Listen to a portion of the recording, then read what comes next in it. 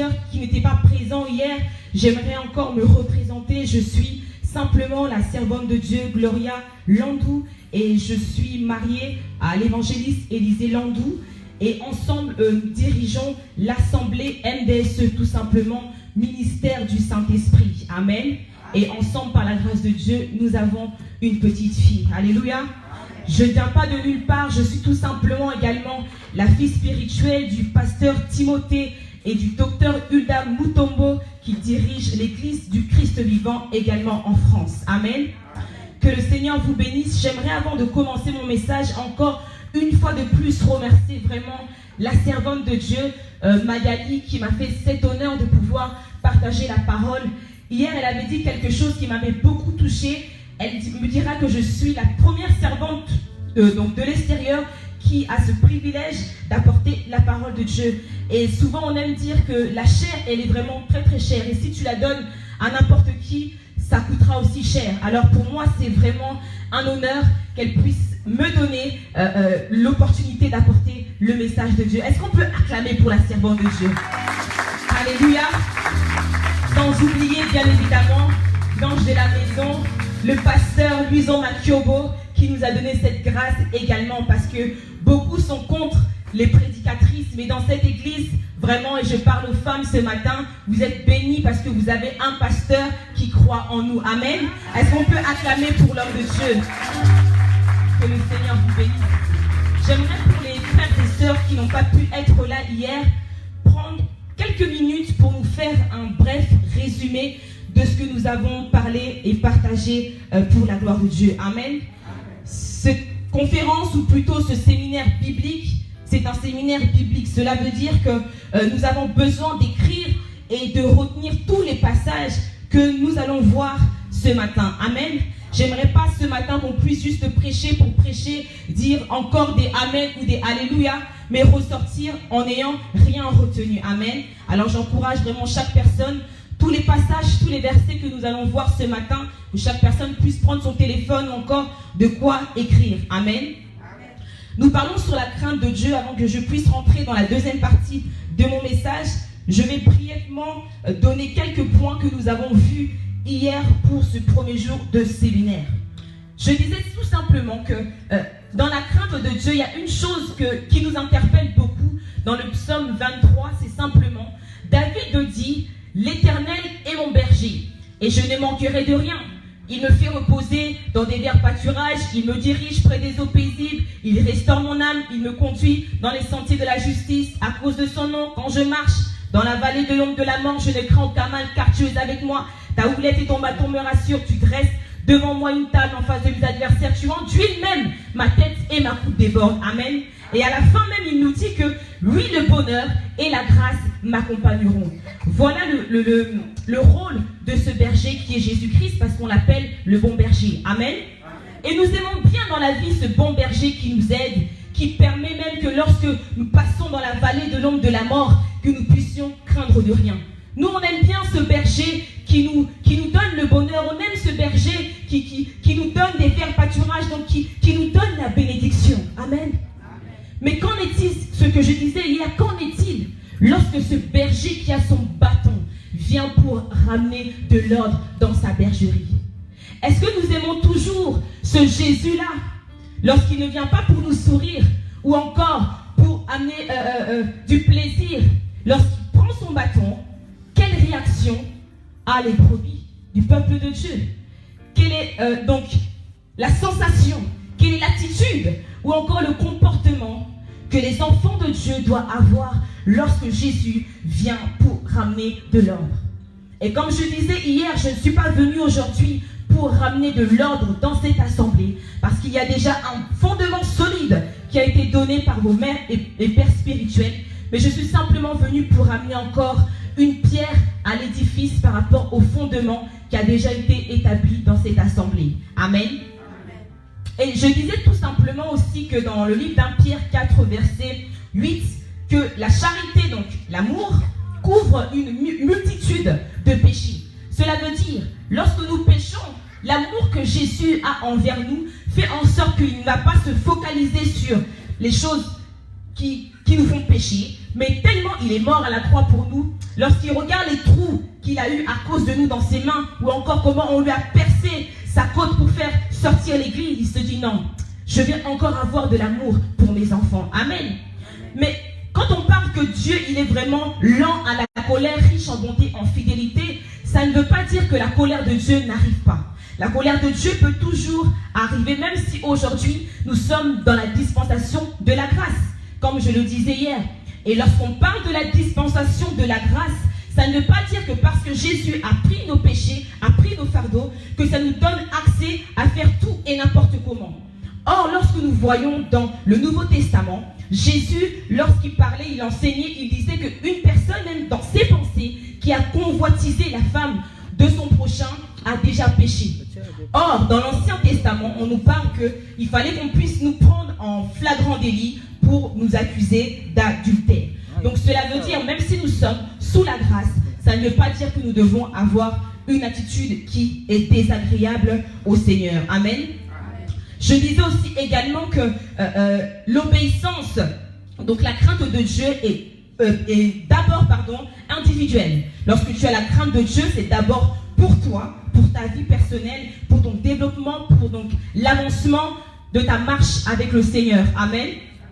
Et deuxièmement, ce n'est pas seulement individuel, mais c'est aussi également collectif.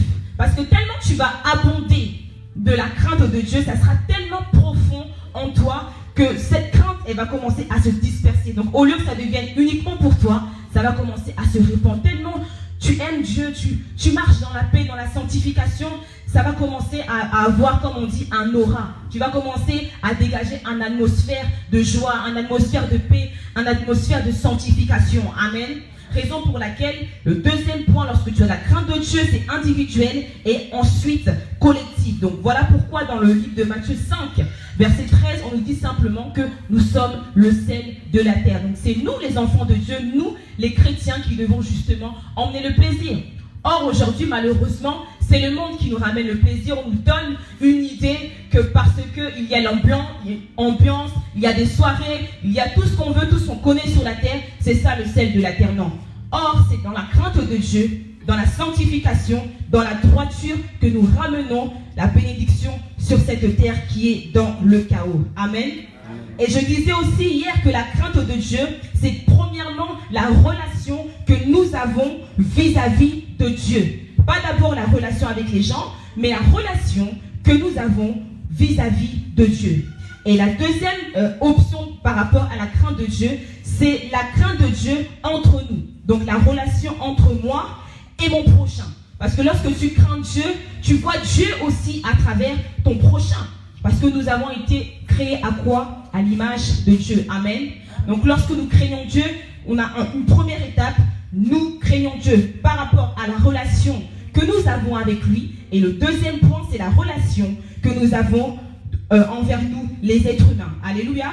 Et je disais brièvement pour qu'on puisse avancer, la définition de la crainte dans le dictionnaire français, donc de manière dite classique, c'est son contraire. Le contraire de la crainte, c'est le mépris. Et normalement, lorsqu'on parle en fait de la crainte dans le dictionnaire, on nous parle en fait que la crainte est signifiée comme de la frayeur ou encore de l'angoisse et même plus loin de la peur. Et lorsqu'on parle de la crainte, classiquement, donc on nous parle que la crainte, c'est comme si c'était l'angoisse, c'est comme si c'est de la peur. Et ça nous fait référence à l'Ancien Testament où nous voyons Dieu comme un Dieu donc méchant, un Dieu comme je disais hier, gourou, qui vient donc couper la terre en deux, mettre les gens qui ont péché et refermer la terre. On avait une idée d'un Dieu vraiment très violent. Or, la crainte que nous allons parler, ce n'est pas une crainte pour faire peur aux gens, mais c'est une crainte qui ramène au respect. Amen. C'est pour ça qu'on est parti plus loin encore dans la profondeur. J'ai donné en fait les définitions grecques et les définitions hébraïques du mot crainte. Et c'est ce qui va nous faire comprendre comment on doit craindre Dieu. Parce que le mot crainte, ce n'est pas seulement par rapport à la peur, mais c'est plus profond que ça. Alléluia. Pour ceux qui écrivent, je disais simplement que la crainte en grec dit simplement eulabéia, E-U-L-A-B-E-I-A, qui signifie tout simplement se tenir dans le bien. Donc, lorsqu'on parle de la crainte de Dieu, quand on regarde son étymologie grecque, on dit simplement qu'en fait, quand tu crains Dieu, tu te tiens dans le bien. Et c'est pas seulement dans le bien, mais c'est aussi soigneusement et sûrement être prudent et avoir la piété. Amen. Amen. La deuxième définition, pour aller vite, donc c'est la définition en hébreu, parce que la Bible n'a pas été écrite en français. Si tu veux vraiment comprendre les mots spécifiquement, avoir la pensée, il faut aller à la racine. Amen. Le mot hébreu de la crainte, c'est simplement yira. Yira, Y-I-R-A-H. Et lorsqu'on parle du yira de Dieu, donc de la crainte de Dieu en hébreu, on dit tout simplement c'est une chose qui inspire le respect. Donc quand on parle de la crainte de Dieu, tu dois inspirer le respect. Tu dois avoir du respect pour Dieu. Tu dois avoir de la révérence pour ton Dieu. Amen. Et cette attitude ou encore ce comportement, enfin je voulais dire plutôt ce respect, ça sera par rapport à ton attitude, par rapport premièrement à tes paroles et ensuite par rapport à tes actions. Alléluia. Et nous voyons encore que dans le Proverbe 9, verset 10, que la crainte de Dieu, oui, c'est le commencement de la sagesse.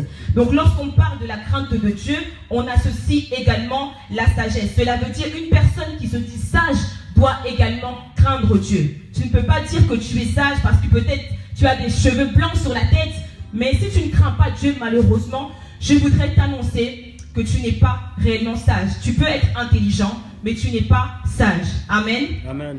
Et le sous-thème qu'on avait évoqué hier, c'était donc la crainte de Dieu dans l'église. Je vais aller encore plus vite que Matthieu 16, verset 18 nous dit que c'est Jésus qui parle, il dit à ses disciples, lorsqu'il avait posé la question de savoir qu'est-ce que les gens disent de moi.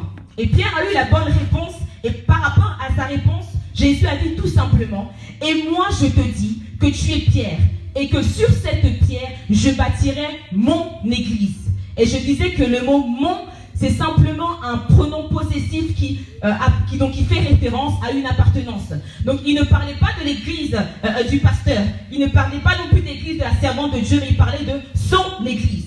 Alors quand on craint Dieu, on ne craint pas Dieu d'abord pour le pasteur ou pour ton responsable de la chorale ou encore d'intercession, mais tu crains Dieu pour lui parce que c'est son église. Jésus a dit qu'il bâtira son église à lui-même. Donc il est très important que nous ne puissions pas marcher dans l'hypocrisie envers Dieu. Ne pas seulement faire les choses bien dans l'église parce qu'il y a une personne qui va te regarder ou une personne qui est en train de te contrôler. Amen. Et il y avait deux types de crainte de Dieu pour terminer. Et c'est très important ce que je veux dire pour les personnes qui n'étaient pas là hier. Il y a plusieurs niveaux de crainte de Dieu, mais il y a deux niveaux de crainte de Dieu que j'aimerais qu'on puisse voir brièvement. Le premier niveau est simplement dans le livre de Proverbes, pour ceux qui écrivent Proverbes 24, verset 16. Car 7 fois, le juste tombe et il se relève. Ça, c'est la première dimension, donc que j'appelle le niveau du tomber et le niveau de se relever. Pourquoi je parle de ça? Quand on parle du juste, on parle peut-être d'une personne qui a accepté Jésus-Christ comme son Seigneur et Sauveur, une personne qui marche dans la sainteté, dans la sanctification. Mais ça arrive que parfois, il tombe dans un péché. Et c'est pas que cette personne-là, elle fait ça exprès ou qu'elle prémédite le mal. Non, ça arrive en tant qu'être humain, quelqu'un qui a un cœur, une chair comme tout le monde, peut tomber dans un certain péché et qui après demande pardon à Dieu. Amen. Et ça, c'est la première dimension. La dimension du tomber et de se relever. Je vais tomber une première fois, malheureusement, et je demande pardon à Dieu. Une deuxième fois, troisième fois, jusqu'à la 7e fois, et Dieu aussi me pardonne. Amen. Mais la deuxième dimension, elle est plus forte. Et c'est cette dimension-là que Dieu veut que nous puissions atteindre. L'église de Jésus doit atteindre ce niveau. Un niveau que peut-être on peut dire non, c'est impossible, on est des êtres humains, on va toujours pécher, même si on jeûne 50 jours. On va toujours tomber dans ça. Mais Dieu dit que vous ferez plus que moi. Lorsque Jésus est venu sur la terre, il est venu aussi en tant qu'homme. Il n'est pas venu seulement en tant que Dieu. Amen. Ça veut dire qu'il pouvait aussi pécher. Mais la Bible nous dit, elle ne nous dira jamais que Jésus était venu, il avait fait tel péché, tel péché, tel péché. Amen. Donc un des niveaux, le deuxième niveau, et qui est vraiment très capital en tant qu'enfant de Dieu que nous devons avoir, c'est la dimension du revêtement de l'Esprit de la crainte de Dieu. Amen. Et on l'avait vu dans le livre de Ésaïe 11, 1 à 2. La Bible nous dit, donc on nous parle de la préfiguration de Jésus, où Ésaïe donne le portrait de ce fils qui devait naître. Et on dit simplement qu'un rejeton naîtra de ses racines. Et l'esprit de l'Éternel reposera sur lui, l'esprit de sagesse, l'esprit d'intelligence, l'esprit de connaissance, l'esprit de force et l'esprit de la crainte de Dieu. Donc le deuxième niveau, c'est que nous devons avoir l'esprit de la crainte de Dieu. La crainte de Dieu est un esprit. Et hier, je posais la question à l'assemblée, je disais, alors, mais quel est l'esprit qui anime ta vie? Est-ce que c'est l'esprit de la crainte de Dieu avec qui tu marches tous les jours, ou c'est un esprit d'incompréhension, un esprit d'impudicité, un esprit de mensonge, un esprit de vol, que sais-je encore? Quel est l'esprit qui marche avec toi? Lorsqu'on parle du revêtement de la crainte de Dieu, c'est tu vis en fait pour la crainte de Dieu. Amen. Tu vis dans le respect de Dieu. Tu vis dans la piété de Dieu. Amen. Et plus loin, on nous dit que tu dois respirer la crainte de Dieu. Donc même ton souffle, lorsque tu parles, quand tu dégages une parole, tu dois dégager la sanctification. Tu dois dégager un bon langage. Parce que lorsqu'on parle du souffle, c'est au travers du souffle qu'on peut parler, n'est-ce pas? Amen. Et donc, lorsque tu parles, tu dois dire des choses. Ce qui sort de toi doit être pur. Et hier, je donnais l'exemple qu'il ne faut pas t'étonner lorsqu'une personne qui se dit enfant de Dieu ou qui vient à l'église a un mauvais langage. La réponse, elle est très simple. Si tu vois une personne comme ça dans l'église, c'est parce qu'elle n'est pas encore revêtue du souffle de la crainte de Dieu dans sa vie. Amen. Et je donnais l'exemple de Joseph. Joseph, lui, il ne marchait pas seulement dans la crainte de Dieu, mais il avait ce deuxième niveau du revêtement de l'esprit de la crainte de Dieu. Raison pour laquelle, lorsqu'il était dans la maison de Potiphar, lorsque sa femme voulait aller s'accoupler avec lui, Joseph ne voulait pas. Et je disais hier que, oui, nous sommes des êtres humains, on peut tomber dans des faiblesses, mais on a aussi des exemples dans la Bible qui nous montrent que tu peux être un homme, tu peux avoir même de la richesse, mais marcher dans la sainteté, dans la sanctification. Tu peux même être tenté, avoir même personne autour de toi, mais garder ta dignité. Amen. Amen. Et nous voyons même que la femme de Potiphar a arraché le vêtement de Joseph. Mais elle ne savait pas que même si elle arrachait son vêtement, lui, il n'était pas... Ça lui disait rien d'avoir un vêtement parce qu'il avait quelque chose de plus fort. Lui, il était revêtu de l'esprit de la crainte de Dieu. Donc la femme de Potiphar pouvait bien lui enlever son manteau pour avoir une preuve que soi-disant il a eu des rapports intimes avec elle. Mais Joseph, lui, il avait déjà l'assurance. Raison pour laquelle lorsqu'il avait laissé son manteau, il ne s'est pas retourné, il ne s'est pas dit que non, je ne vais pas récupérer mon manteau parce qu'il y aura des preuves contre moi. Lui, il savait, il avait l'assurance que même si on a cette preuve-là contre moi, je ne suis pas revêtu de ce manteau charnel. Moi, c'est spirituel. J'ai l'esprit, j'ai le revêtement de l'esprit de la crainte de Dieu. Amen. Et nous avions donné l'exemple contraire des fils d'Élie qui, eux, qui volaient dans la maison de Dieu. Eux, à chaque fois qu'il y avait des sacrifices, lorsque le peuple d'Israël allait faire des sacrifices à Silo, ils envoyaient leurs serviteurs pour aller voler des sacrifices. Et ça, la sentence, elle a été complètement, elle a été claire et définitive pour eux. Lorsqu'ils continuent à pécher, à voler dans la maison de Dieu, ça a été simple pour eux. Il y a eu en fait de la mort dans la maison. Les fils d'Élie sont morts. Et la Bible nous dit, donc dans 1 Samuel 2, 22, que dans la maison, il va y avoir des morts prématurés. Donc, à la force de l'âge. Donc, quand on parle de la force de l'âge, comme je disais hier, c'est une personne qui meurt jeune. Et quand je parlais de la mort, je ne parlais pas seulement de la mort physique, mais aussi de la mort spirituelle. Tu vas mourir spirituellement avant. Au lieu d'accomplir ce que Dieu t'avait demandé de faire dans ta mission, tu vas mourir prématurément. Amen. Est-ce qu'on peut acclamer sa parole? Donc ça, c'était par rapport à notre message, notre premier jour d'hier. Et aujourd'hui, nous allons rentrer dans le vif du sujet par rapport à un thème. Hier, on parlait du sous-thème de la crainte de Dieu dans l'Église. Et aujourd'hui, nous allons parler, pour ceux qui notent, des bienfaits. Les principaux bienfaits d'une vie conduite par la crainte de Dieu. Les principaux bienfaits d'une vie conduite par la crainte de Dieu. Avec des mots très simples, en gros, quand tu crains Dieu, qu'est-ce qui va t'arriver? Ça va être quoi les conséquences qu'il y aura dans ta vie quand tu vas commencer à craindre le Seigneur? Amen. Et ça, c'est des choses qui sont vraiment très capitales où j'aimerais par la grâce de Dieu que nous puissions être attentifs à cela. Parce qu'il y a beaucoup de personnes qui sont très, très, très influencées par le monde. Ils croient que parce que beaucoup de gens sont dans le monde, ont l'argent, le succès, ont des femmes, ont des voitures, ont de la gloire même, qu'ils vont vivre le bonheur. Et la plupart de ces personnes, on voit toujours à la fin qu'ils finissent très mal. On voit cette personne est morte par accident, cette personne, elle était partie dormir, elle ne s'est plus jamais réveillée. On a des exemples comme ça de personnes qui sont connues, des personnes même qu'on envie, mais qui finissent aussi très très très mal. Voilà pourquoi ce matin, notre sous-thème de la crainte de Dieu, c'est simplement les bienfaits ou encore les principaux bienfaits d'une vie conduite par la crainte de Dieu. Et en guise d'introduction, suivez-moi vraiment bien, il y a des éléments qui prédisposent une personne à vivre une vie conduite par la crainte de Dieu. Donc, le sous-thème, c'est les bienfaits de la crainte de Dieu. Amen. Mais il y a en fait des choses qui vont prédisposer ta vie à vivre cette vie de crainte de Dieu. Et ce sont deux éléments que nous allons voir, deux éléments qui sont vraiment très très capitaux. Et malheureusement, je voudrais dire à l'Église, si tu manques ces deux éléments, ça va être difficile pour vivre une bonne marche chrétienne dans le respect de Dieu et dans la sanctification. Amen. Nous allons lire très très rapidement dans le livre de Proverbe 4, verset 2. Proverbe 4, verset 2, je vais lire pour vous. Proverbe 4, verset 2. Garde ton cœur plus que toute autre chose. Amen. Amen.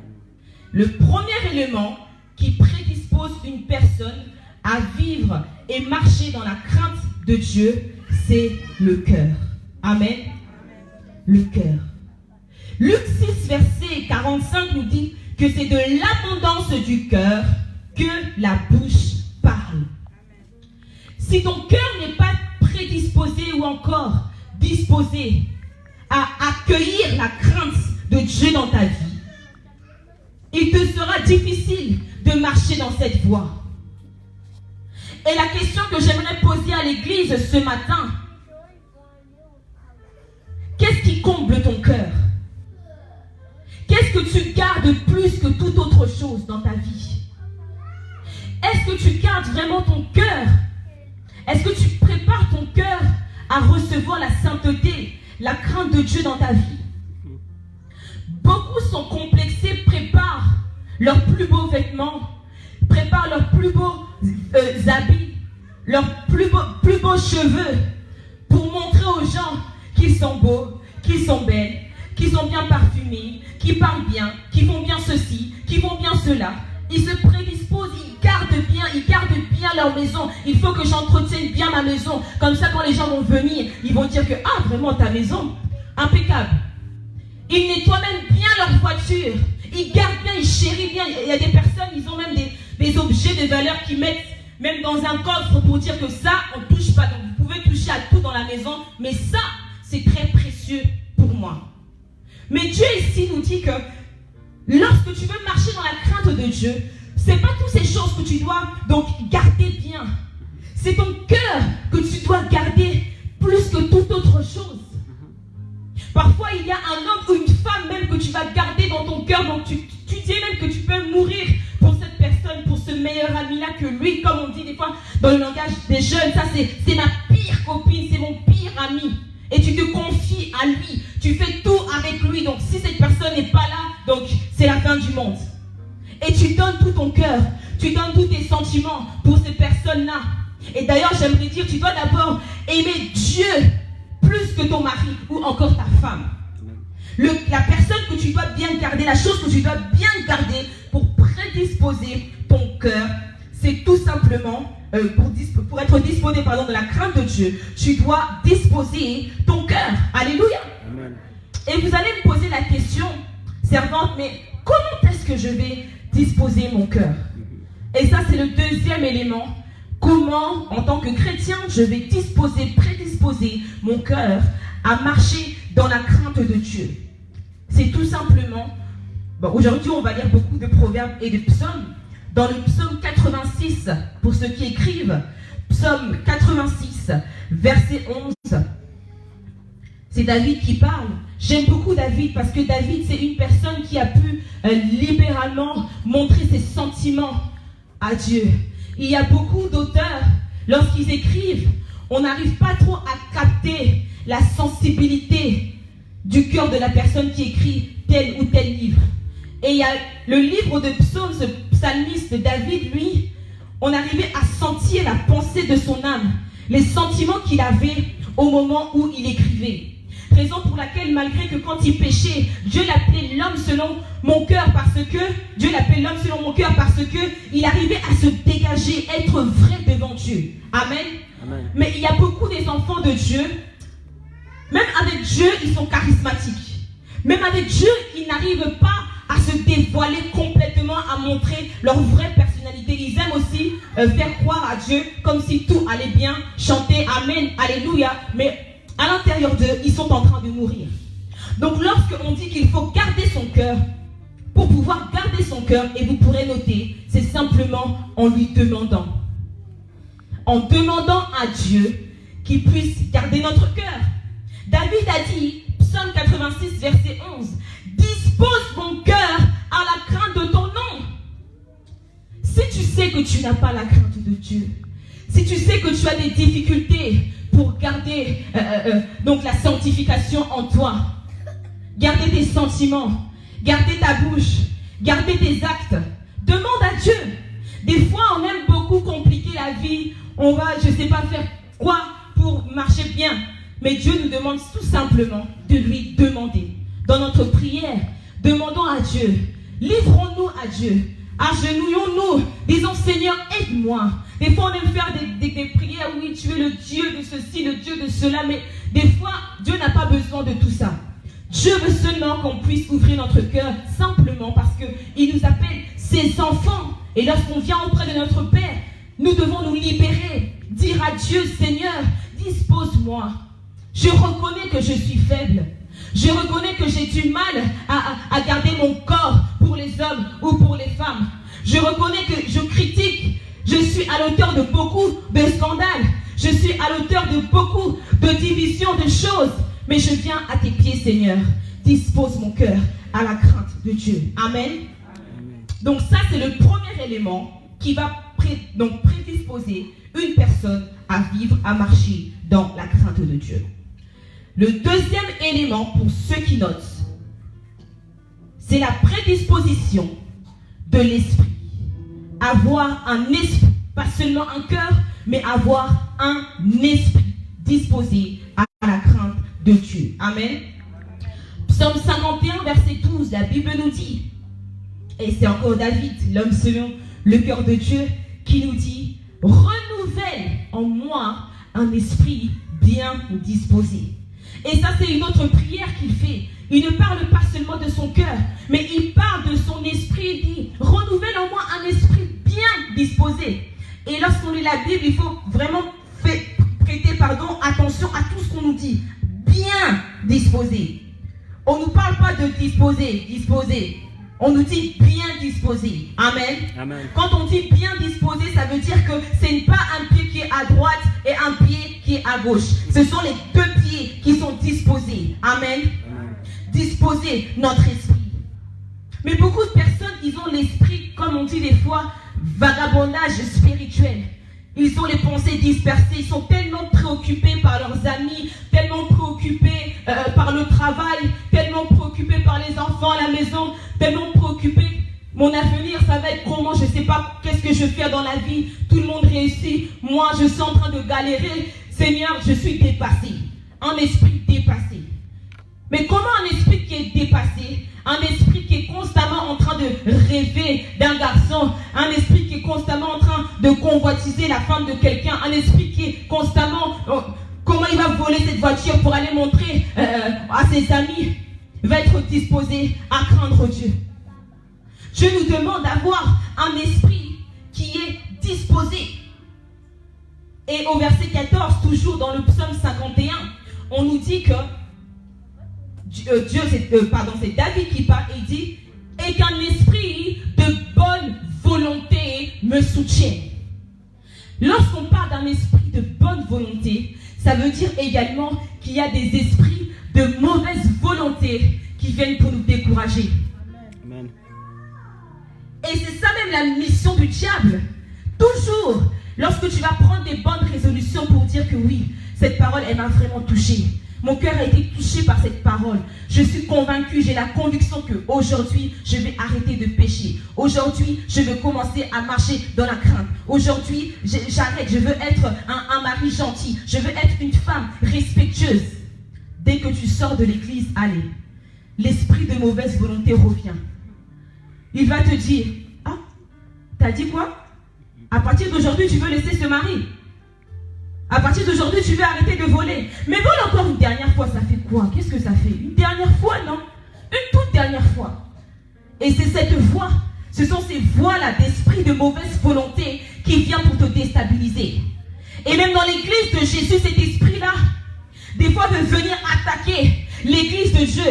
Quand l'église de Dieu a la volonté de grandir spirituellement, a cette volonté d'aller de gloire en gloire, il y aura toujours un esprit donc de découragement, un esprit d'étouffement qui vient attaquer les enfants de Dieu. Et pour empêcher le peuple de Dieu de marcher, donc d'être prédisposé à la crainte de Dieu. Parce qu'il y a des esprits de mauvaise volonté qui veulent venir attaquer ses enfants. Et ce matin, nous prierons pour détruire tous ces esprits de mauvaise volonté qui veulent venir déconnecter ton esprit, qui veulent venir embrouiller ton esprit, qui veulent laver ton cerveau pour que toujours tu sois embrouillé, tout le temps embrouillé. Le diable ne veut pas que tu marches droit. Le diable ne veut pas qu'on puisse dire que toi, que tu es une femme ou un homme respectueux. Le diable ne veut pas que tu puisses, quand on témoigne de bonnes choses pour toi. La Bible nous dit qu'il vaut mieux un bon témoignage qu'un bon parfum. Amen. Cela veut dire tu peux te parfumer, mettre le dernier parfum, dernier cri. Mais si tu n'as pas un bon témoignage, tout ce que tu vas faire, c'est vanité de vanité. Amen. Et le diable, il veut toujours attaquer, et surtout ces derniers temps, il veut attaquer tout le monde, et surtout dans la maison de Dieu. Raison pour laquelle nous devons nous lever dans la prière, que cet esprit-là de mauvaise volonté puisse quitter nos vies, puisse quitter l'église corps du Christ, mais que nous puissions marcher, être prédisposés, avoir un esprit prédisposé à la crainte de Dieu. Amen. Amen.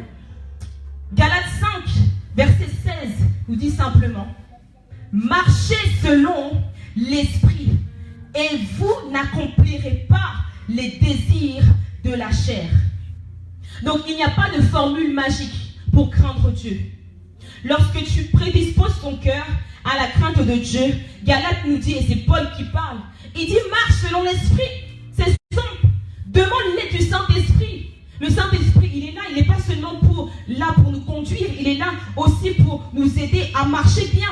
Pourquoi? Parce que la chair a des désirs contraires à ceux de l'esprit. Et l'esprit en a de contraires avec ceux de la chair. On ne dit pas on a de parallèles avec la chair. Parce que des fois, en tant que chrétien, on aime bien des fois faire culpabiliser les gens. Oh non, c'est pas grave, on n'est que des êtres humains après tout. On peut aussi pécher un peu de temps en temps, ça fait rien. Ici, on nous dit qu'il y a l'esprit de Dieu qui a des désirs contraires à la chair. Donc quand cette voix, elle te dit, vas-y, fais encore un petit peu, tu dois nous dire que non, toi et moi, on est opposés. Donc, il y a des personnes qui n'arrivent pas, je ne sais pas pourquoi, ni comment, ils n'arrivent pas à discerner parfois le bien et le mal. Alors, comment tu pourras discerner le bien et le mal? C'est par rapport à son opposition. Quand on parle de la joie, son opposition, c'est la tristesse. On ne parle pas de joie-tristesse, on parle de la joie et on parle de la tristesse. Et quand on parle du péché, on parle également de la sanctification. Donc lorsque tu marches selon l'esprit, lorsque tu prédisposes ton esprit, tout ce qui est contraire à la bonne marche avec le Seigneur, cela va t'interpeller et tu ne marcheras plus dans la débauche ou encore dans le péché. Amen. Amen. Romains 12, verset 2 nous dit, Romains 12, verset 2 nous dit, ne vous conformez pas au siècle présent, mais soyez transformés par le renouvellement de l'intelligence. Et c'est toujours par rapport à ce point, l'esprit qui doit être disposé. Tu dois renouveler ton esprit. Quelles sont les choses que tu penses? Qu'est-ce qui travaille ton esprit? Des fois, c'est nous-mêmes qui nous poussons volontairement à faire le mal. Un exemple très simple. Tu vas regarder constamment à la télé des choses qui vont t'emmener à forniquer, à aller faire des choses qui sont désagréables à Dieu. Ce n'est pas même Satan qui t'a envoyé, c'est toi-même. Tu sais, Dieu te donne cette intelligence que ça, ce que tu regardes, ça, ce que tu es en train de convoiter, c'est pas bon. Mais toi-même, tu vas commencer à méditer sur ça, et au final, ça va t'emmener à pécher. Et Dieu nous demande ce matin, de pouvoir renouveler notre esprit. Penser un peu aux choses d'en haut. Pas toujours penser aux choses terre à terre, des choses qui vont nous faire perdre le temps. Parce que lorsque tu es dans la volonté de Dieu, lorsque tu te conformes pas au siècle présent, tu vas pouvoir discerner ce qui est bon, ce qui est agréable et ce qui est parfait. Amen. Et vous voyez la dimension, donc on nous dit quelque chose qui est bon, donc ça va de gloire en gloire. On dit d'abord quelque chose qui est bon, quelque chose qui est agréable, mais à la fin on dit quelque chose de parfait. Et c'est là qu'on peut voir, comme je l'expliquais tout à l'heure, lorsque Dieu nous met dans la dimension du revêtement de l'esprit, de la crainte de Dieu, c'est pour arriver tout justement à la perfection. Nous allons commencer, lorsqu'on renouvelle ses pensées, nous allons commencer à voir des choses parfaites. Donc tes yeux ne verront plus le mal, tu ne verras plus le mal. Tu vas commencer à voir les choses qui sont parfaites. Donc quand tu vas voir une personne là, qui va venir te tenter mal habillée à l'église, tes yeux ils vont regarder mais ils ne vont pas voir. Tes yeux seront fermés. L'esprit, le renouvellement de ton intelligence fermera tes yeux et tu regarderas vers la perfection, vers Jésus, vers le Saint-Esprit qui va t'aider à ne pas tomber dans la débauche. Amen. Amen. Soyons revêtus de la perfection dans le renouvellement de nos pensées. Amen. Donc ça, c'était les deux éléments qui nous prédisposent à avoir une vie, à avoir les bienfaits de la conduite de Dieu dans notre vie. Un cœur disposé et également un esprit bien disposé. Amen. Amen. Ce soir, ce matin, c'est un séminaire biblique où nous allons lire plusieurs passages. Alors j'aimerais vraiment qu'on puisse être attentif. Comme je le disais hier, je ne veux pas je ne veux pas exciter l'église de Dieu, mais j'aimerais conscientiser le peuple du Seigneur. Amen. Parce que c'est au travers des fondements des apôtres et des prophètes que l'église est bâtie. Ce n'est pas par une prédication qui vient amener seulement la joie dans le cœur des enfants de Dieu. Amen. Parce que lorsque le vent viendra, ce n'est pas les choses qui excitent les gens qui vont nous donner du fondement, mais c'est par rapport à une connaissance parfaite de la parole de Dieu. Alléluia. Voyons donc maintenant, rentrons vraiment dans la profondeur par rapport aux bienfaits d'une vie conduite par la crainte de Dieu. Un des premiers éléments dans la vie, lorsque tu crains Dieu, un élément majeur que tu vas subir dans ta vie, un bienfait que tu vas avoir dans ta vie, lorsque tu crains Dieu, c'est tout simplement que tu seras heureux. Beaucoup de gens n'ont plus la joie. Ils ont tellement péché, ils sont tellement rentrés dans la culpabilité. Donc le diable joue avec eux, toujours en train de leur rappeler leurs erreurs. Même quand ils ont demandé pardon, comment? Le diable, tellement il est méchant, il vient toujours rapporter toujours le passé. Tu as vu comment tu étais tombé, tu as vu comment tu avais volé, tu as vu comment tu avais insulté. Donc quand tu ne marches pas dans la crainte de Dieu, c'est difficile d'être heureux parce que l'ennemi, lui, il lâche pas. De la même manière que nous, on ne doit pas lâcher. Le diable aussi, il lâche pas. Il vient toujours pour nous ramener un esprit de culpabilité. Raison pour laquelle nous devons marcher dans la crainte de Dieu. Et le bienfait majeur, c'est tout simplement lorsque tu marches dans la crainte de Dieu, tu seras heureux. Et ça, nous le voyons dans le livre. Donc, vous pouvez noter le livre de Proverbes 28, verset 14. Proverbe 28, verset 14. La Bible nous dit que heureux l'homme qui est continuellement dans la crainte de Dieu. Heureux l'homme qui est continuellement dans la crainte de Dieu. Mais celui qui endurcira son cœur tombe dans le malheur. Donc si tu veux vivre le bonheur dans ta vie, crains Dieu. Si tu veux être heureux, avoir la joie, crains Dieu, parce que même quand le diable voudra t'accuser, comme je le disais avec la femme de Potiphar, toi tu auras les mains clean, tu seras bien parce que tu sais que tu marches dans la crainte de Dieu et tu vas vivre heureux. Même quand tu marches, tu pourras être fier de toi parce que les gens viendront te tenter constamment, les influences, tout ça. Mais toi, parce que tu marches dans la crainte de Dieu, tu es en paix avec Dieu et avec toi-même. Amen. Amen. Mais il y a une chose que j'aimerais développer avec vous, c'est être heureux par la qualité de type de personne qui marche avec toi. Amen. Amen. Et toujours le psaume nous dit, le bonheur et la grâce m'accompagneront. Donc David, lui, il avait fait comme ami, comme camarade, le bonheur et la grâce. Pourquoi? Parce que comme il était l'homme selon le cœur de Dieu, malgré qu'il péchait, qu'il pouvait peut-être tomber, il savait qu'il avait cette soif-là. Il était juste auprès de Dieu et il se disait, il proclamait lui-même que oui, c'est le bonheur et c'est la grâce qui va m'accompagner. Mais toi, quelle est la qualité ou le type de personne qui marche avec toi pour que tu sois heureux dans ta vie? Et le psaume 1, et je crois que tout le monde connaît ce psaume, nous dit, heureux l'homme qui ne marche pas selon le conseil des méchants. Et c'est là que ça pose problème. Beaucoup font l'effort de vouloir marcher dans la crainte de Dieu. Mais ils ont un mauvais entourage. Tu as la bonne volonté de craindre Dieu. Mais malheureusement, comme le psaume 1 nous dit, tu es entouré dans le conseil des méchants. Qu'est-ce que toi, enfant de Dieu, justifié par Dieu, tu fais dans le conseil des méchants? Donc c'est comme si moi, je ne sais pas, je suis, je ne sais pas moi, juge. Je ne suis pas juge, mais je me retrouve à traiter des choses des gens au tribunal. Ça ne va pas tenir. Parce que je ne suis pas qualifié pour être juge. Donc, qu'est-ce que je fais là-bas? Et toi, tu es enfant de Dieu, mais tu te retrouves dans le conseil. Donc, dans la réunion des méchants. Et ça sera difficile pour toi de marcher dans la crainte de Dieu. Parce que Dieu te dit que c'est heureux celui qui ne va pas marcher dans le conseil des méchants.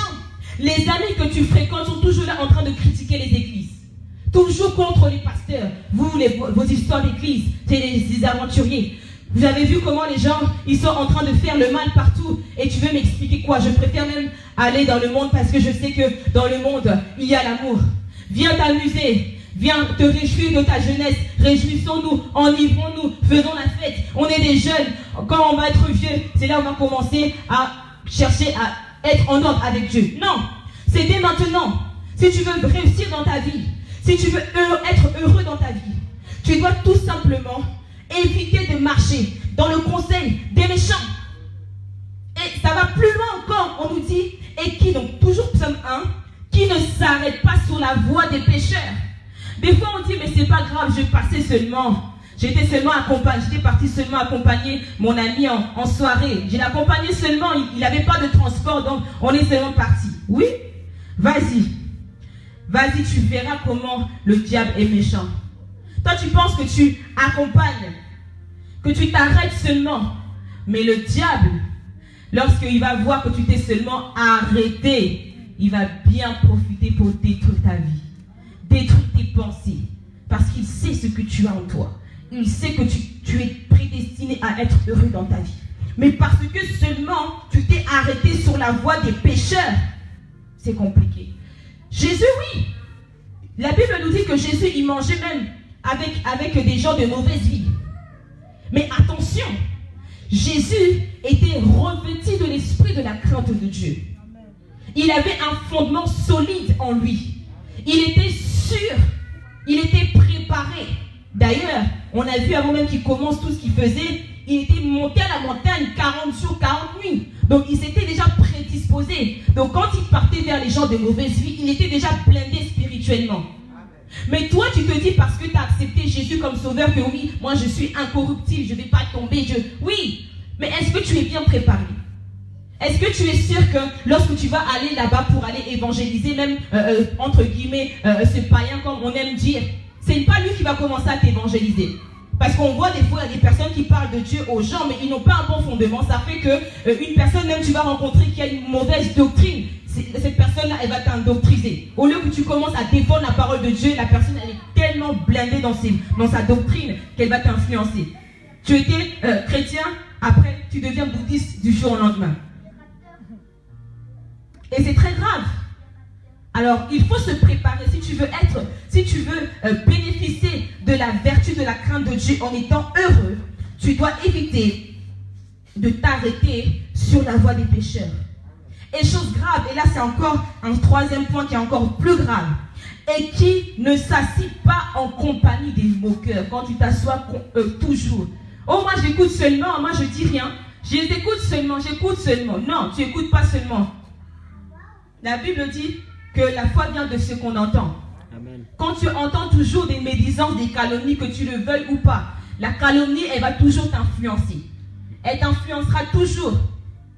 Souvent on dit, dis-moi qui tu fréquentes, je vais te dire qui tu es. Oui, réellement.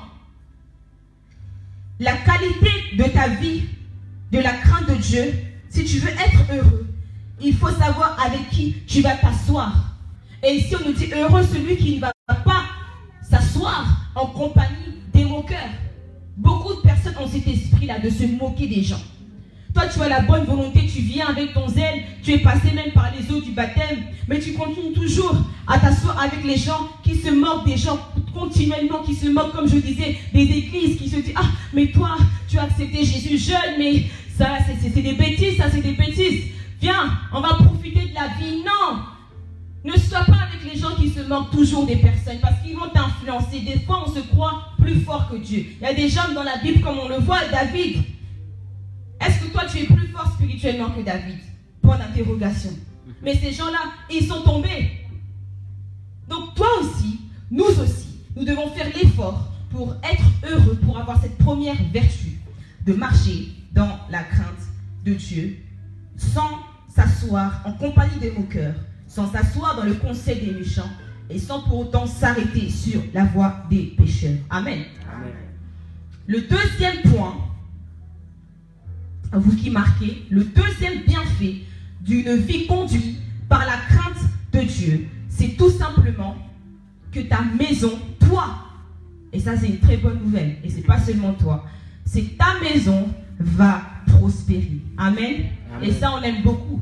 Et je vais insister sur ça parce que le monde, les réseaux sociaux, la télévision nous montrent la gloire, nous montrent comment. Donc il faut vraiment être grand dans la vie. Et d'ailleurs même, le serpent était venu tenter. Il a dit seulement, il est venu tenter Jésus, il a dit seulement prosterne-toi, je vais te donner toute la gloire, toute la royauté seulement si tu te prosternes devant moi. Amen. Donc ça nous montre l'importance de la gloire. Mais si tu veux vraiment prospérer dans tout et pour tout, tu dois marcher dans la crainte de Dieu. Psaume 128, versets 1 à 4, ça nous illustre la prospérité par rapport à la crainte de Dieu. La Bible dit que heureux tout homme qui craint l'Éternel, qui marche dans ses voies. Tu jouis alors du travail de tes mains. Donc lorsque tu marches dans la crainte de Dieu, tout le travail que tu vas commencer à faire, ça va commencer à prospérer. Tu vas jouir de ce travail. Et il y a beaucoup de gens, parce qu'ils ne craignent pas Dieu, tout l'argent qu'ils vont avoir, ça va se disperser. Pourquoi? Parce qu'ils n'ont pas la crainte de Dieu. Tu vas avoir peut-être, au lieu que ta maison puisse prospérer, tout l'argent de ton travail, tu vas ramener cet argent-là que dans les boîtes, dans les boissons, acheter, je ne sais pas, des choses qui vont faire sortir ton argent pour rien. Et le mois n'est même pas encore fini. Tout ton argent est déjà terminé parce que tu vas aller faire des ambiances. Tu as une très mauvaise gestion de tes finances. Pourquoi? Parce que tu ne marches pas dans la crainte de Dieu. Au lieu que le salaire, ton travail puisse se fructifier, ça vient pour amener la débauche. Tu utilises cet argent pour aller faire des ambiances par-ci, par-là. Mais lorsque tu marches dans la crainte de Dieu, ton travail de tes mains sera béni. Tu seras prospère. Et ta femme sera comme une vigne féconde. Donc, dans un couple et même dans le mariage, quand tu marches dans la crainte de Dieu, ta femme même qui est à côté de toi, elle sera toujours féconde. Les choses que ta femme fera, et je parle pour les hommes en ce lieu, elle sera une vigne, donc elle sera donc un robinet, en d'autres termes, de bénédiction. Tout ce qu'elle va faire, ça va porter des bons fruits dans l'intérieur de ta maison. Amen. Amen. Tes fils sont comme des plantes d'olivier autour de ta table. Amen. Amen.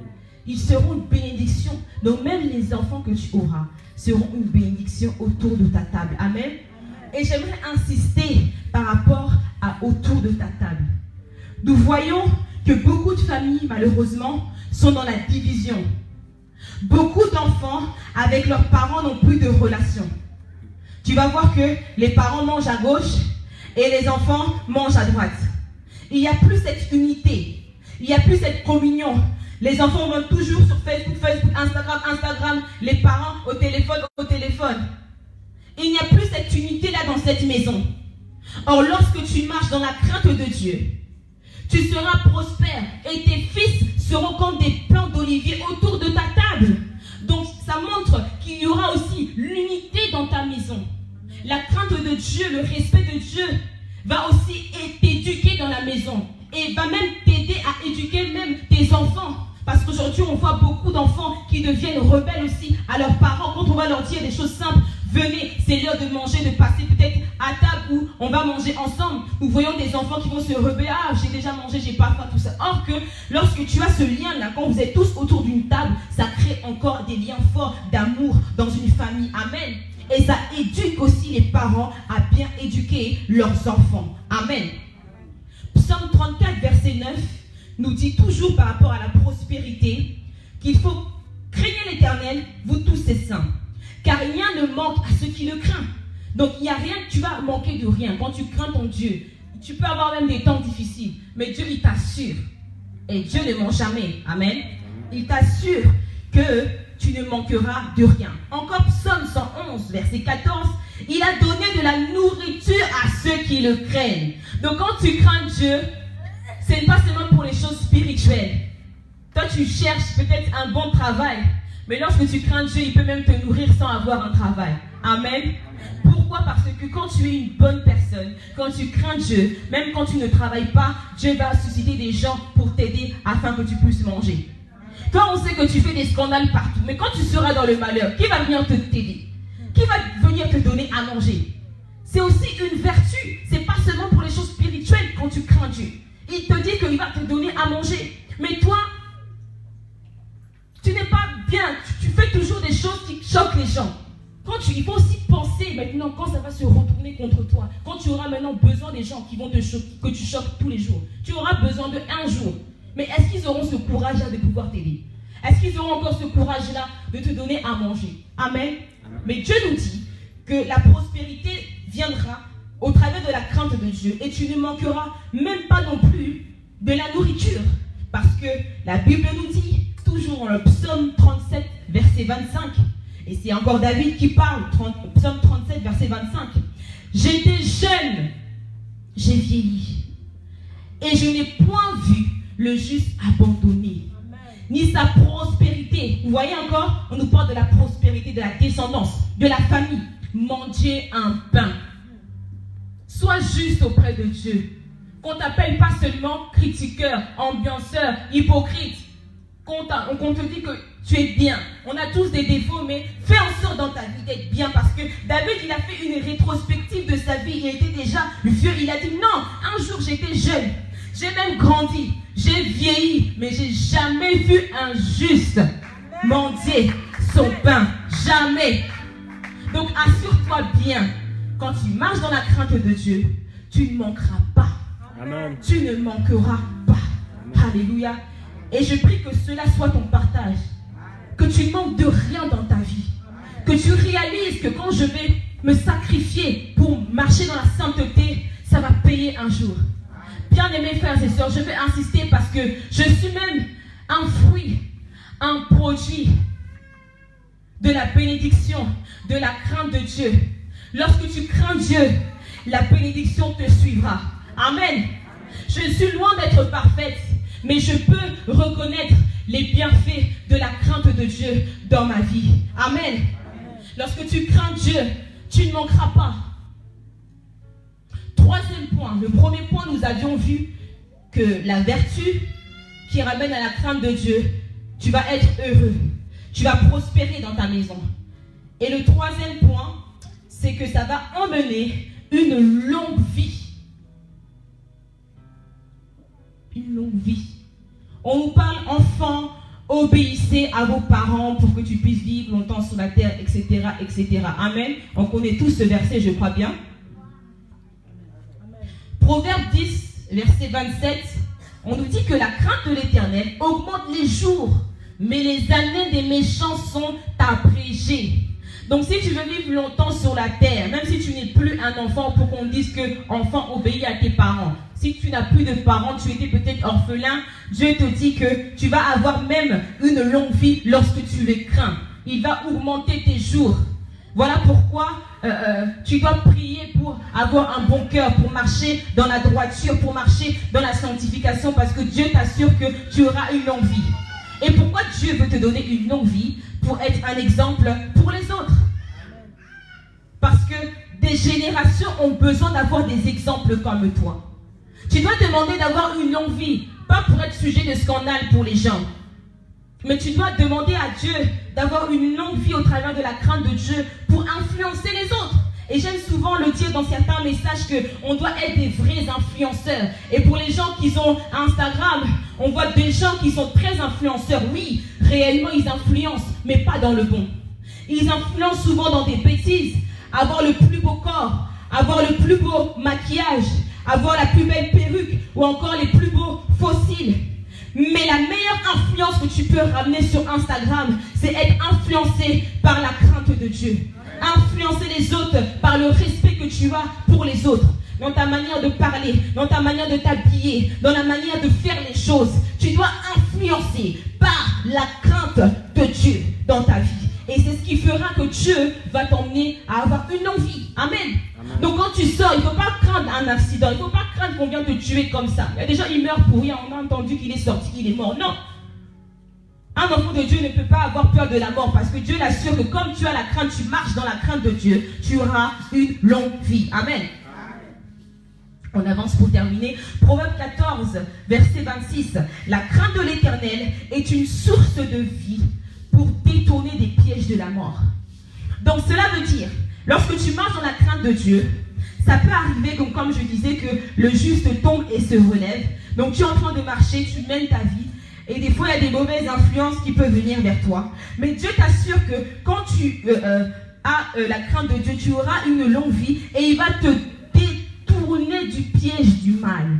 Cela veut dire que comme tu as pris cette décision de craindre Dieu et le diable sait que tu auras une longue vie, il voudra toujours t'emmener face à face à des choses qui vont t'enlever cette crainte. Mais Dieu, dans son amour, il dit qu'il va te détourner. Donc ça ne veut pas dire que tu ne vas pas aller vers cette mauvaise direction, même si ça peut arriver que tu arriveras à cette direction. Au moment où tu voudras pécher, il va te détourner. Le diable voudra préparer un plan même que tu ne pouvais pas imaginer, incroyable. Et quand tu vas arriver sur place, Dieu créera une situation, créera quelque chose pour que tu puisses te retirer. Des fois, tu vas voir que, comme je disais tout à l'heure, l'influence de mauvaises personnes qui viennent autour de toi. Et le diable savait que si tu partais à cette fête-là, tu vas trouver la mort. Et ce jour-là, on t'a invité quelque part. Et tu sentais en toi qu'il ne fallait pas y aller. Tu savais que cet endroit-là, si je vais, il va m'arriver quelque chose.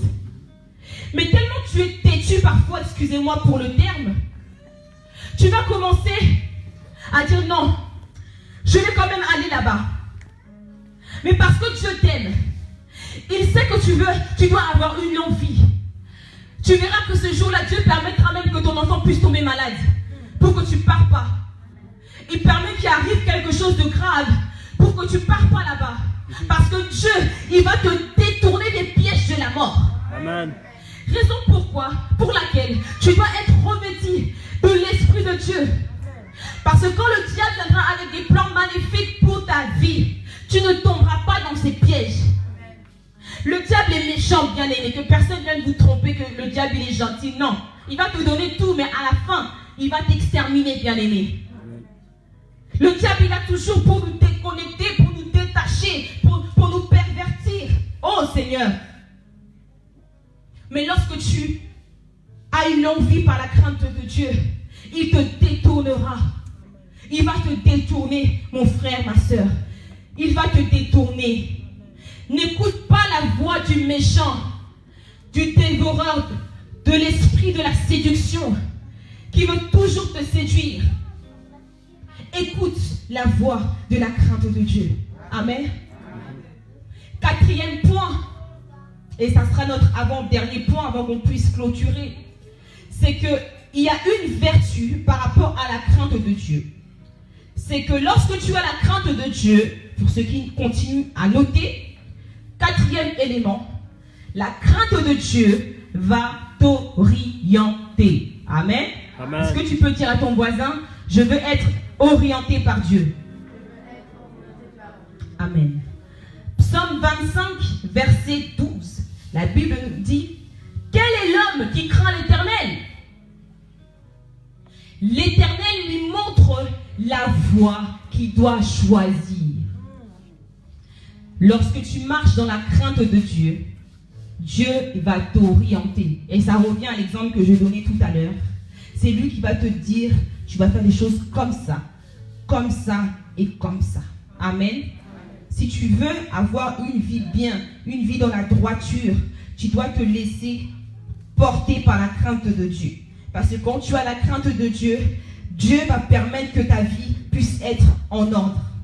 Pourquoi des fois on est un peu, donc, je ne sais pas moi, perturbé dans notre vie parce qu'on ne veut pas se laisser orienter par la crainte de Dieu. Or, c'est elle qui nous oriente.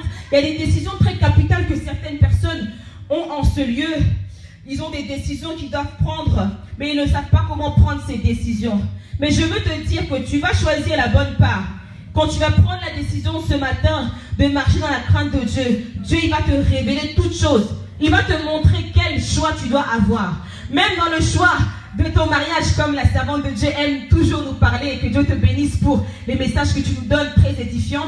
Lorsque tu marches dans la crainte de Dieu, il va t'orienter même par rapport à ton mariage. Amen. C'est lui qui te montrera la bonne personne. Parce que pour le mariage, c'est d'abord la conviction du cœur. Ce n'est pas d'abord une prophétie que ton pasteur ou je ne sais qui te dira que c'est lui ou la femme de ta vie. Mais premièrement, par rapport à l'orientation divine de Dieu, par la conviction qu'il mettra dans ton cœur. Donc quand tu veux t'orienter, quand tu veux prendre tes décisions, t'asseoir et planifier un plan pour ta vie, tu dois marcher, avoir un esprit de crainte de Dieu pour que Dieu, tu puisses bénéficier de cette vertu-là de l'orientation. Amen. Et la cinquième des choses que je voudrais dire pour clôturer, c'est simplement que lorsque tu marches dans la crainte de Dieu, il y a quelque chose de formidable dans l'Église qui se passe. C'est que Dieu permet de faire éclater sa gloire. Alléluia. Emmène le miracle, la manifestation de la gloire de Dieu. La Bible nous dit dans le livre de 1 Samuel, marquez-le bien, et ça c'est très important pour l'église de Jésus. Souvent, on se pose la question, pourquoi il y a la gloire de Dieu dans l'église? C'est tout simplement, on voit l'exemple dans 1 Samuel 12, verset 24. 1 Samuel 12, verset 24, la Bible nous dit, craignez seulement l'Éternel.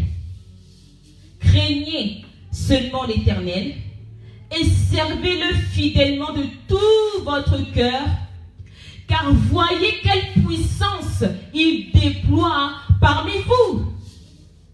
Donc lorsque tu vois la gloire de Dieu éclater dans l'église, quand tu vois un miracle se produire dans l'église, quand tu regardes comme tu as l'habitude de faire, regarder des témoignages des morts qui sont ressuscités sur YouTube, quand tu vois tout ça, quand tu vois le paralytique marcher, quand tu vois le sourd entendre, l'aveugle recouvrir la vue, cette femme 10 ans sans enfant qui a eu après des triplés, après 10 ans de mariage, ça ne doit pas seulement te pousser à avoir la joie, mais ça doit te ramener la crainte de Dieu. Parce que le Seigneur nous dit, craignez seulement l'Éternel, car voyez quelle puissance il déploie parmi vous.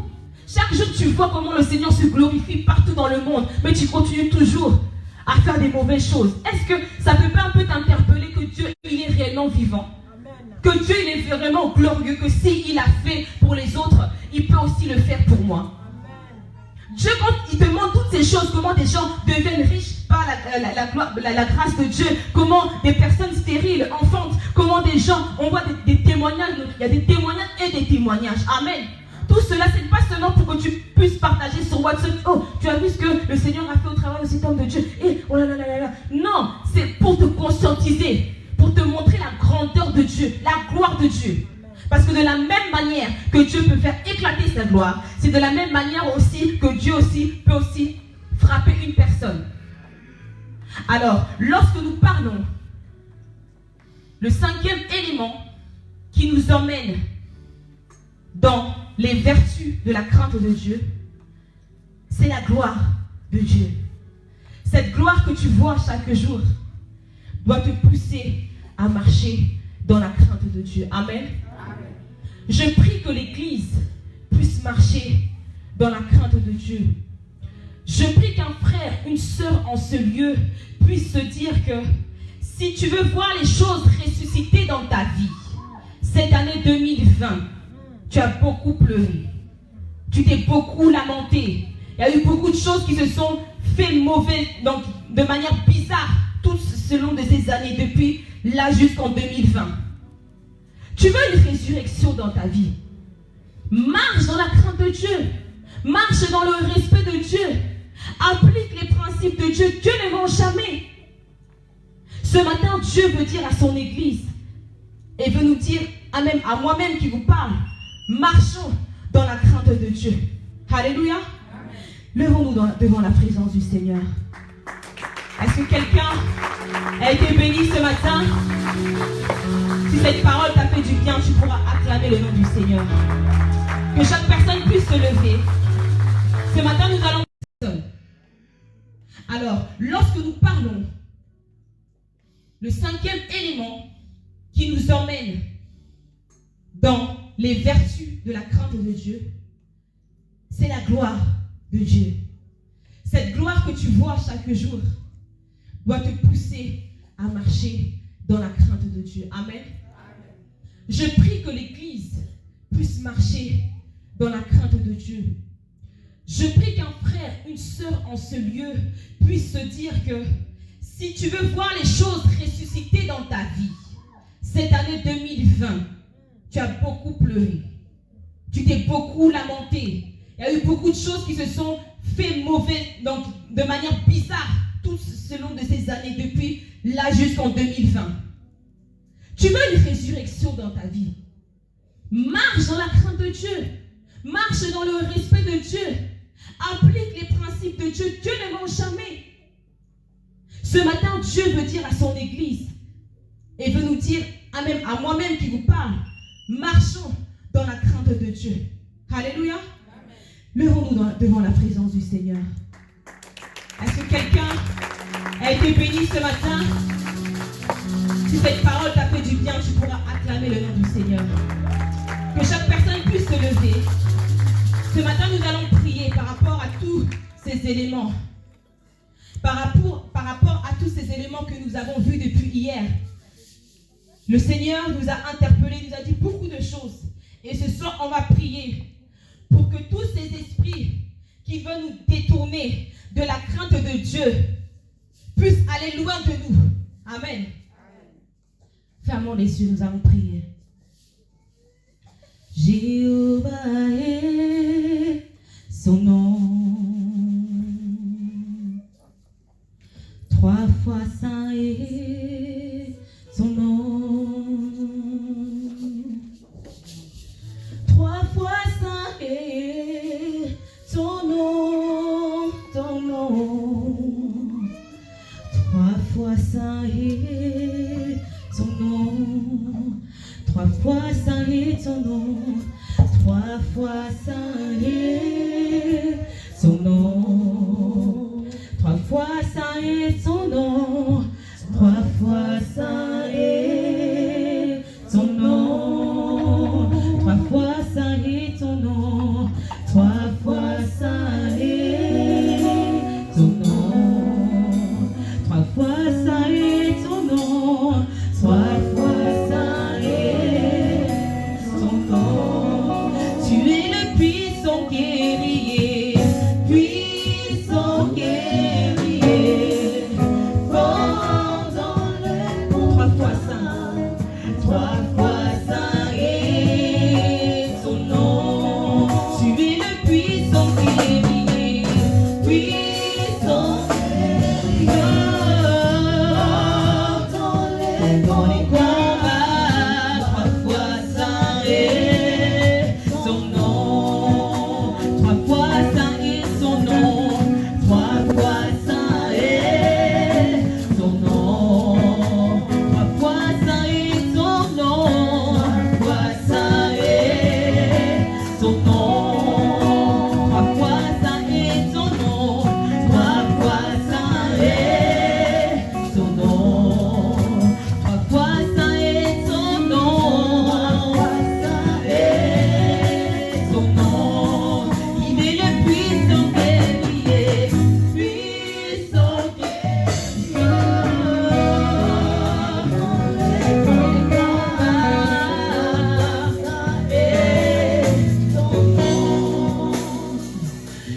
Jéhovah est, Jéhovah est, oh Jéhovah, tu es élevé, oh Jéhovah, oh Jéhovah est, oh Jéhovah, tu es élevé, tu es le tout-puissant, tu es élevé, oh Jéhovah, tu es élevé, tu es le Dieu de miracles, tu es le Dieu de miracles, tu es le Dieu de miracles, tu es le Dieu de miracles. J'étais pécheur, tu m'as libéré. J'étais pécheur, tu m'as libéré. Tu es le Dieu de miracles. Tu es le Dieu de miracles. J'étais pécheur, tu m'as libéré. J'étais pécheur, tu m'as délivré. Tu es le Dieu qui délivre. Tu es le Dieu de miracles. Jéhovah. Oh Jéhovah est, oh Jéhovah,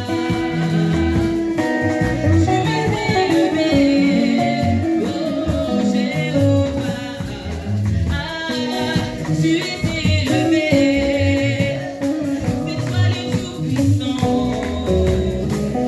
tu es élevé, oh Jéhovah.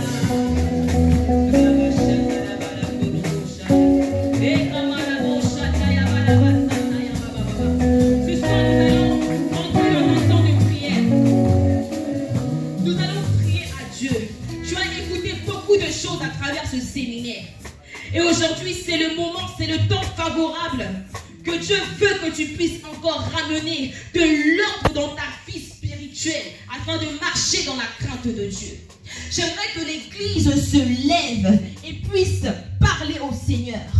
Nous avons vu que lorsque nous voulons marcher dans la crainte de Dieu, nous devons demander à Dieu, Seigneur, crée en moi un esprit bien disposé pour marcher dans ta crainte. J'aimerais que toute Église puisse parler, être sincère, ne puisse pas regarder à voisin ou encore à sa voisine se concentrer vers Dieu et parler au Seigneur en lui disant: Seigneur, fais-moi grâce, je veux marcher dans la sainteté, je veux marcher dans la sanctification. Prions au nom de Jésus. Je veux que l'église commence à prier. Alléluia. Crée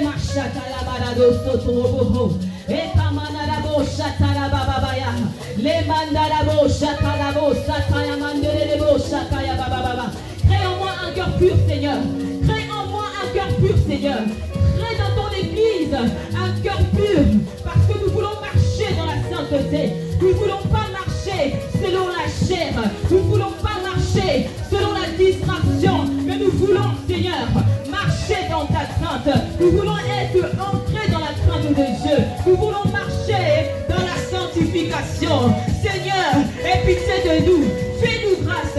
Église, prie, élève ta voix. Le diable, il est méchant. Il ne veut pas que tu puisses être droit. Il ne veut pas que tu puisses marcher dans la sanctification. Ce soir, tu dois révolter. Tu dois te révolter. Tu dois avoir une sainte colère et dire à Dieu: non, c'est terminé. Hier, on me traitait de pécheresse. On me traitait de pécheur. Mais aujourd'hui, je prends la ferme décision d'avoir une bonne vie. Je prends la décision de te suivre, Seigneur. Je prends la décision de mettre ma vie en œuvre. Oui, hier, j'étais parti voir des hommes. J'étais parti voir des femmes. Hier, j'ai volé. Hier, j'ai vécu dans le mensonge. Mais aujourd'hui, je veux vivre droit. Je veux marcher. Je veux respirer la sanctification dans ma vie. Alléluia. Toujours dans cette atmosphère, je veux qu'on puisse vraiment se lever dans la prière et commencer à prendre l'autorité sur tous les esprits de mauvaise volonté qui veulent empêcher son peuple, qui veulent empêcher l'église de marcher dans la crainte. Commence à prendre l'autorité. Esprit de mauvaise volonté, esprit de mauvaise volonté, nous venons te détruire, nous venons te chasser de nos vies. Je viens te chasser de nos vies. Je viens te chasser dans la vie des frères et sœurs qui marchaient et qui veulent marcher dans la droiture. Toi, l'esprit d'impudicité, toi, l'esprit d'envoûtement, toi, l'esprit de la sorcellerie, toi, l'esprit de la sirène des eaux, toi, l'esprit de la séduction, toi, l'esprit de trouble qui veut venir trousser la vie des enfants de Dieu, qui veut enlever la crainte. Nous te chassons au nom puissant de Jésus, au nom puissant de Jésus. Tu n'as pas ta place, tu n'as pas ta place. Prie, bien-aimé, prie. Chasse tous ces esprits, ces mauvaises pensées qui veulent toujours t'emmener à pécher, qui veulent toujours t'emmener à la débauche, qui veulent toujours t'emmener à faire le mal, qui veulent toujours t'empêcher à dire des mensonges. Chasse, détruis toutes tes œuvres du malin. Regarde comment l'ennemi, il te fait pécher. Regarde comment l'ennemi, il est toujours là, en train de te distraire. Ce soir, ce matin, tu dois prendre l'autorité. Tu dois prendre l'autorité. Tu dois prendre l'autorité. Toi, Satan, tu n'as pas la place dans la vie de tes enfants. Tu es un menteur. Tu n'as pas la place. Tu n'as pas ta place. Ce soir, ce matin, nous sommes revêtus de l'esprit de la crainte de Dieu. Et rien ne pourra nous arriver. Raison pour laquelle, Satan, nous te détruisons. Nous détruisons tes œuvres dans notre vie. Nous détruisons tes œuvres dans notre vie. À partir d'aujourd'hui, je veux marcher bien. Je vais marcher bien. Tu n'as plus ta place. Tu prends tes bagages dans ma vie et tu quittes ma vie. Tu quittes mon cœur. Tu quittes mes pensées. Prie pour ton cœur. On nous a parlé de deux choses. On nous a parlé du cœur et on nous a parlé de l'esprit. Chasse tous ces mauvais esprits dans ton cœur qui veut t'emmener à coucher, qui veut t'emmener à mentir, qui veut t'emmener au mal. Toutes les pensées qui viennent de ton cœur, détruis cela. Je détruis toutes ces mauvaises pensées. Je détruis toutes ces mauvaises pensées. Je détruis toutes ces mauvaises pensées. De toutes ces personnes qui avaient des pensées perverses pour faire du mal. Maintenant, ce matin, Seigneur, tu viens localiser tes enfants et tu viens détruire. Tu viens enlever cet esprit.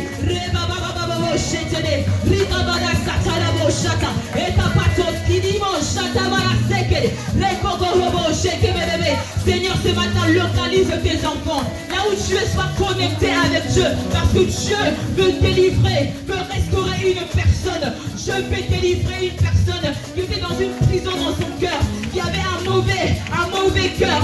Mais ce matin, je veux te délivrer. Je veux ramener une restauration profonde dans ton cœur. Dieu est en train d'emmener, il y a plusieurs personnes dans ces lieux. Dieu est en train d'emmener une restauration. Il est en train de faire une opération sans cicatrice. Ce cœur que le diable avait volé, le Seigneur, il est en train d'opérer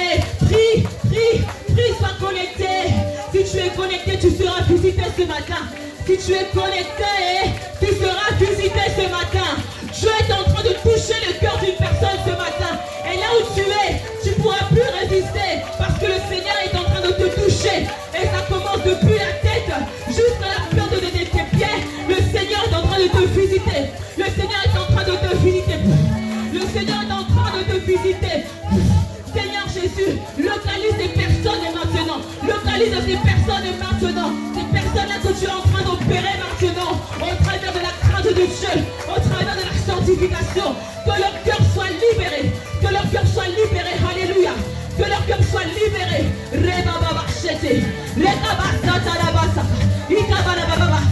Bien-aimé, la gloire de Dieu est là.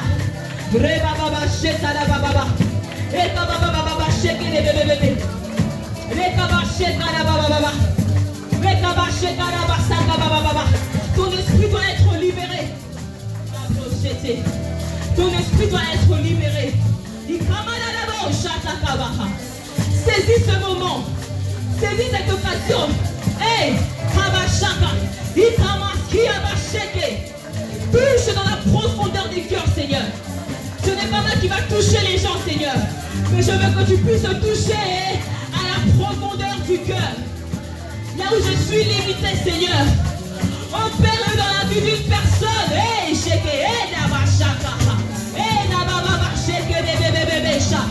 merci, Seigneur. Parce que ce matin, ton cœur est visité. Les cœurs sont touchés. Les cœurs sont transformés. Tu emmènes une opération dans la vie d'une personne. Vois la gloire de Dieu ce matin.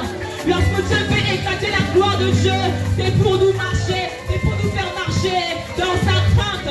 Là où tu es, vois la gloire de Dieu. C'est cette gloire qui va te libérer. Alléluia. Hey, chata. Alabo sata. Hey, naba da da da da da ba. Hey, da da da da da ba ba ba. Hey, hey, hey, hey. Profite de cette occasion. Peut-être qu'il n'y aura pas une deuxième occasion. Peut-être quand tu vas sortir, tu ne seras plus là. Mais Dieu te demande de profiter de cette occasion pour amener de l'ordre dans ta vie.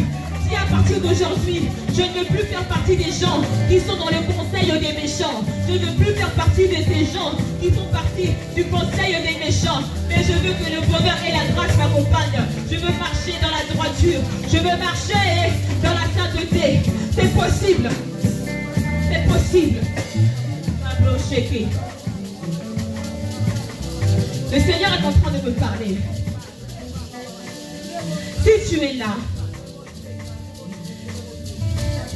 des fois tu sens des palpitations dans ton cœur, comme un petit souci de tension au niveau de la respiration. Le Seigneur est en train de me parler d'une personne qui a un peu comme des palpitations, problème de tension. Des fois ça t'arrive d'avoir un peu des palpitations. Est-ce que cette personne est là, qu'elle puisse approcher rapidement? Des palpitations. Le Seigneur m'avait parlé. Et d'ailleurs, depuis la maison, quand je préparais ce séminaire, Dieu m'avait parlé de toi, ma sœur. Le Seigneur veut te libérer. Et ces palpitations, ce ne sont pas des palpitations qui viennent de la part de Dieu. C'est des palpitations pour t'emmener à la mort. C'est des palpitations pour commencer à avoir peur dans la vie. Mais aujourd'hui, le Seigneur va te libérer de ce problème de tension, des palpitations cardiaques qui veut t'emmener à la mort. Sois connecté ce soir. Reba Shataya Baba Baba. Là où tu es, ferme les yeux. Le Seigneur va te toucher ce soir. Et va te libérer de cet esprit méchant de palpitation qui veut lier ta vie. Seigneur, touche. Touche et libère. Libère ta servante, Seigneur. Libère-la maintenant.